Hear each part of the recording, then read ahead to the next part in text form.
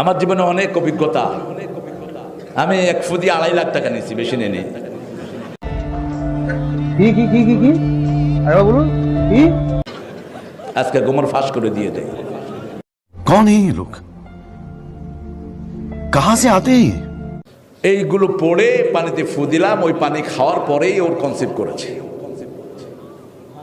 2 বছর পরে দেখা 2 বাচ্চার বাপ, 2 হাতে 2 বাচ্চা। ओ भाई मारो मुझे, मारो मारो मुझे, मारो मारो। नहीं ये मजाक हो रहा है, एक सेकंड यार, मजाक हो रहा है। नहीं রাতে ফোন এসেছে আমার খাদেমের কাছে যে আমার ভাই 30 বছর বয়স, ব্রেনে টিউমার হয়েছে, অপারেশন হয়েছে, টিউমার থেকে ক্যান্সার ছড়িয়ে পড়েছে, অপারেশনে পরে শরীর ভালো হচ্ছে না। আমার এক খালা আপনার কথা বলেছেন, তিনার ছেলের ক্যান্সার ভালো হয়ে গেছে আপনার বউয়ের।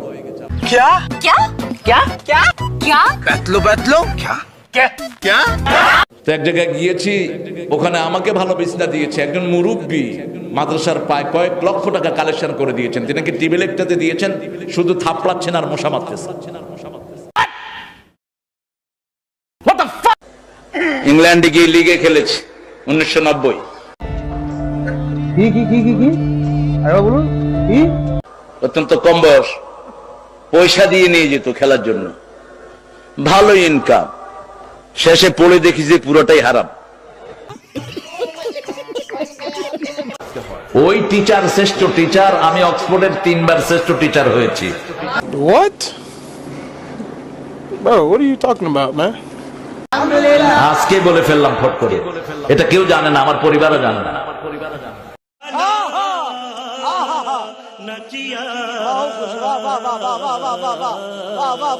একজন মডেলকে আমি কালেমা পড়ালাম, ব্রিটিশ মডেল ছিলেন তিনি।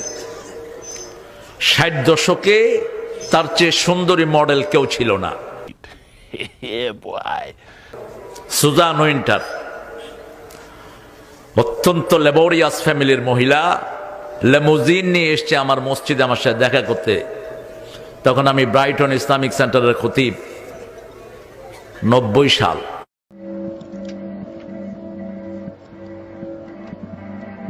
আমার বেশ ভালো মনে পড়ে, ইংল্যান্ডে যখন আমি থাকতাম, ওখানে পড়াতাম, এখনও যাই, খোদবা টোদবা দেই, তো বাচ্চা পড়াতাম, প্রায় 150 বাচ্চা পড়াতাম।